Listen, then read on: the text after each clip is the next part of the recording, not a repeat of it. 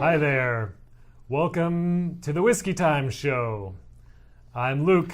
And I'm Devin, and today you're in for a treat. We have a special show for you today. Very special.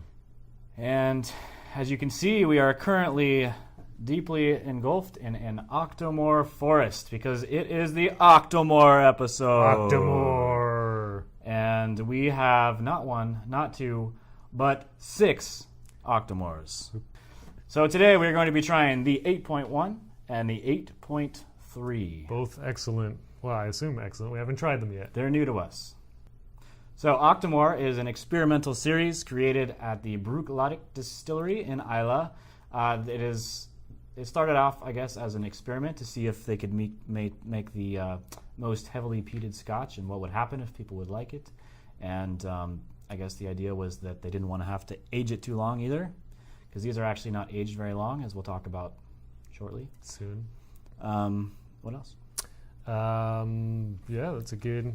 I guess they've done a number of series of these, and now we're at series number 8. Right. I guess it's nice because it's every season or every release is slightly different. It's not like they're trying to recreate the same thing every time. Right. So you get some variety and like a little bit of more interesting results. It is very different. So last year Luke and I were in Islay in Scotland, and we went to the Bruichladdich Distillery, which I highly recommend, by the way. Very good. Nice tour. We went on the tour, and after the tour, tastings. And the tasting is the best tasting you'll ever go to because it's basically wide open. You can try anything you want, including their Octomore series.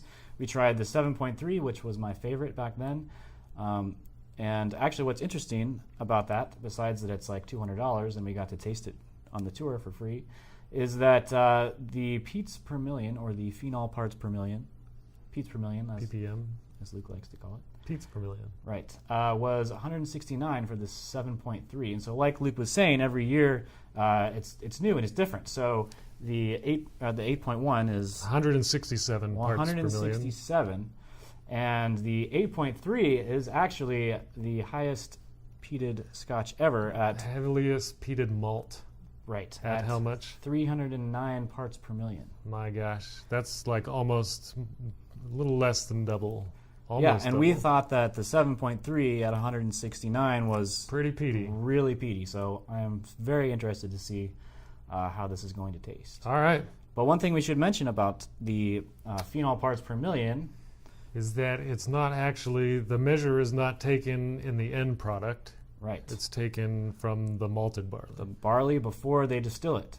So you could lose some of those peats per million through right. the distillation process, but it's kind of an indicator. Right. So of they should probably standardize that a little bit better and somehow measure it afterwards. It would be there was one distillery who did measure it afterwards, but no one else was, and it didn't catch on, so they switched back. Okay. So it kind of somehow that failed. But well, it sounds a lot more impressive when it's 309. Yeah, 309. Whereas the final product, I'm sure, is nowhere near much that. less. Yeah. All right, so let's get to it. Let's get this going. So if we're going to start off with the 8.1. So the 8.1, as we said before, is aged 8 years. It's 167 parts per million peat. It is distilled in 2008.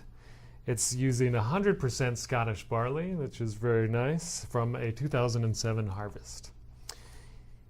It is 100% matured in first fill bourbon casks from a couple of different bourbon producers, such as Heaven's Hill and Buffalo Trace, Jack Daniel's, Four Roses, and Claremont Springs.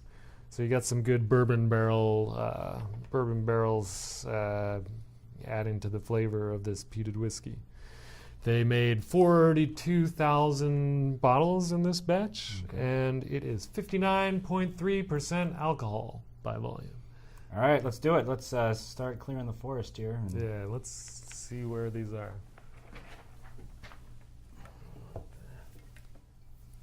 All right. So let's be sure. Let me give you one of these. Oh, it looks I'll very. take one of Yeah, these. remember keep the one on the right. Oh, you just mixed it. This is the one. Yes, thank you. Keep the one. All right. One on the right, 3 on the left. Color-wise, They look pretty darn similar. well, I would say this one has a much more kind of rosy gold color. This one is much lighter. It looks like a Chardonnay. The one is lighter, Yeah. which is interesting because it's aged 8 years, and the Right. 3 is shorter. And this is actually aged 5 years. Very but it's interesting. darker. I wonder if that's some of those peats per million in there. Oh, yeah. Oh, man. All right, I'm excited. Smells amazing. Let's do it. So start with the 8-1. Start with the 8.1. 8 years in oak casks. What's the nose getting there? Peat. Oh, peat. Earthy. Yeah, it's actually Oh, it's like grain, a little bit of grains or so. It's kind of very smells like roses also. it's delicious. Smells sweet. It smells kind of sweet. A little sweet, yeah. Hmm. Should we try it? Let's do it, man. Cheers. Cheers.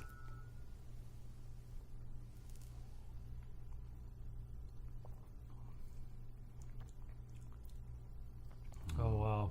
That's good. That is delicious. I'm getting a grape flavor, a sweet kind of grape flavor. I get like a little cereal-y, like kind of grainy at the beginning, and then a little chocolate, actually, a little chocolatey on the end, and then some fruits or so. And it's peaty, but It's well balanced. yeah, it doesn't taste as peaty as I expected.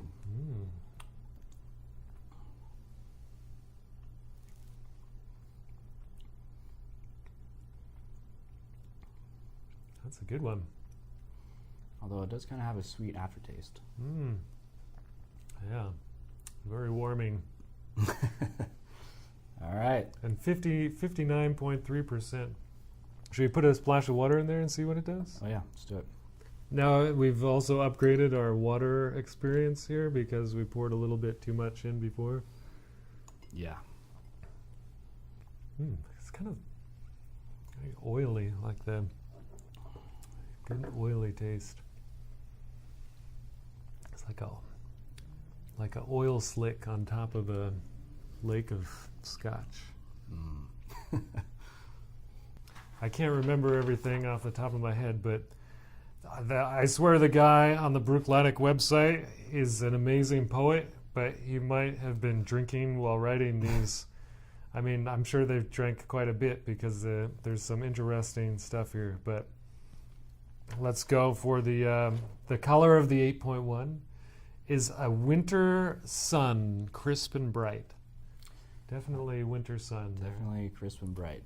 Yeah. So aroma, initially smoke, tar, peat ash, hint of muddiness, wet peat moss, Yeah, I get that. candied orange, pepper, chocolate, macaroon, vanilla fudge, and lemon meringue pie.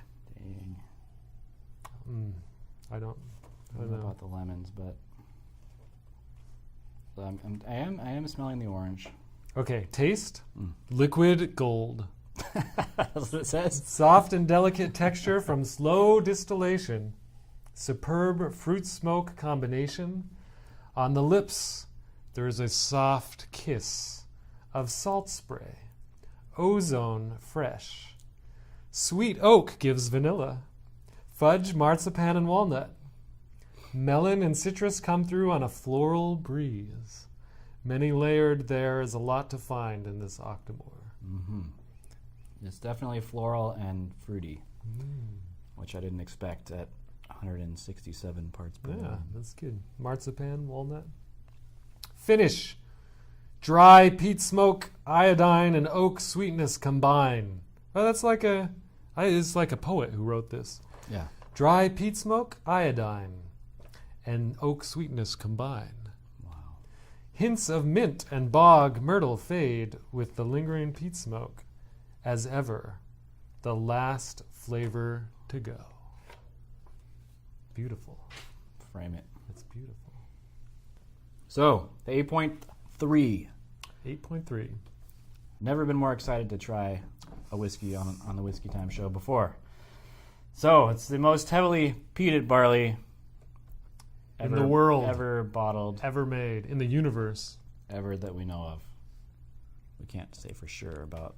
There could be other planets. Definitely the most heavily peated Scotch, at least. I think in the ever. Well, there's only one Scotland, so like there can't be another Scotland on another planet. if we're going universal on this. Scottish whiskey. Yeah. Heavily peated. So yep, it's aged 5 years only. And what's interesting about this, besides the incredible peat number, is that in 2010, when the barley was grown, and all this barley comes from a single farm on Isla. Apparently, it comes from James Brown's field. James Brown. Not the singer. Isn't that the? Ow! Is that James Brown? Yeah, I think so. Okay. I feel good. I do, because we got whiskey. All right. So, so in 2010, when this barley was grown, it was a very wet year, and so very challenging for the yeah, and there was a really late harvest, and actually they didn't get very much harvest or very much volume, and so there is very few bottles of this actually. And I wonder if that influenced the peat count, like that difficult year. Yeah, well, it probably did because it's malted it, right? Because it's a crapshoot. More peat out of that. All right, so they only made 18,000 bottles, and it's at 61.2%, so pretty high percentage. Yeah, it's a little bit more than the 8.3, 8.1. Yes, but an incredible amount of peat, and let's do it, man. Let's go for it. Let's give it a snifferoo.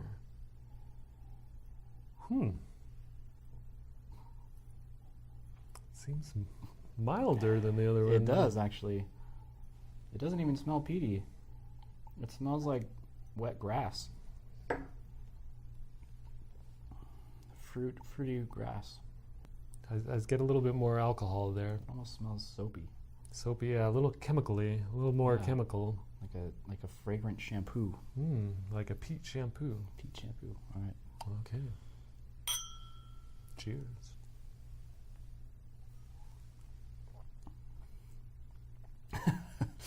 All right. Wow. Yeah, that's peaty. Whoa. That blows that one out of That's the water. got some peat in there. Wow. Let's go back for more.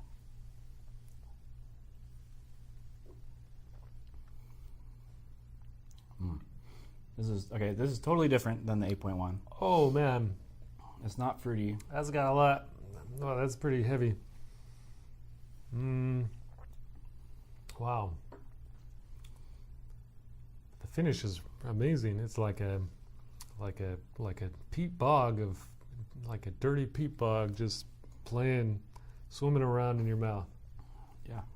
Little peat bog children. My gosh. The aroma: toasted oak and muddy/peaty smoke. Bandages. Smoke bandages? Maple syrup. Fresh linen. Bandages. So that's like the kind of the soapy shampoo smell. Like freshly washed linen. Yeah. Fresh linen. Seashells.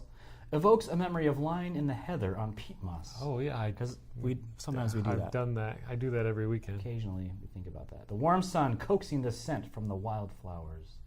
The fruit is cherry, peach, and mango with creme brulee, and I think it printed wrong because it doesn't. I don't know what this means. And to E. No, that's the official. And to E from the oak and barley.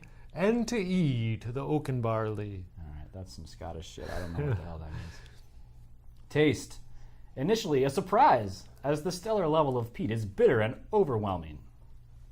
Yeah, I'll agree with that. Another sip opens up with cherry and peach and toasted sweet oak dark chocolate boot polish. And see, yes, boot polish. That's what that's it, boot polish. It has a very good, strong boot polish taste. It totally does. I was having trouble identifying that because I don't smell that very often. Shoe polish and seaweed. At this level, the peat is like a thundercloud darkening the atmosphere. You can feel it in your bones. Boom! That's what it says, man. Thundercloud of peat. Thundercloud. The finish, complex, creme brulee and caramelized brown sugar, slightly overdone. Dark plum, orange, and kiwi sit well with the malted barley sweetness. The peat smoke is a tremendous presence. Oh, airing roasted coffee, burnt heather, and a place in your memory forever. Definitely. That's burned into the memory. Definitely in my memory because burnt peat. We'll never have it again since it's only a one-time deal. That's amazing. So what's the verdict here? All right. Well, this one's a little bit fruity for me. I like this one. It's just so darn So strong. peaty. It's so peaty. Yeah, for me, I mean, I like a little bit of fruit. Yeah. I like the sweet peat. Yeah. It's got some sweet peat taste. I like this one too, though. Like, they're both good. Yeah.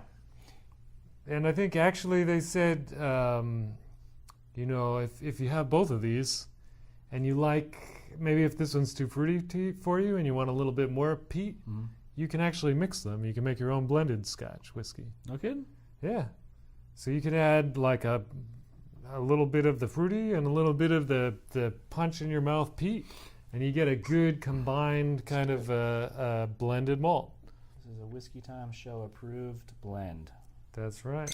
Blend these two.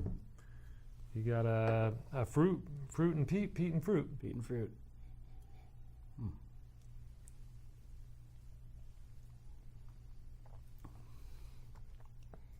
Yeah, Wow, that's good. I like that, actually. Yeah, it's customizable to your taste. You know, if you want more peat, just add a little bit of the fruit. If you want more fruit, just add a little bit of the peat. There you go. Actually, that's really good. This is actually better than individual, I would say. I think this is the strategy of Bruichladdich, because now you have to buy both and blend them together. But can't go wrong. But if you don't want to buy both, if you like peated whiskey, you have to try Octomore. Give the Octomore a try. It's really it's expensive, but I mean it's worth it. If it's something you're into and it's expensive, just don't drink it all in one night and you'll be fine. Yeah, and see what you can find in the because this 8.3 is sold out in a lot of places. Yeah. If you can find a 7 or the 7.3, I think is really good. Is good. I highly recommend that.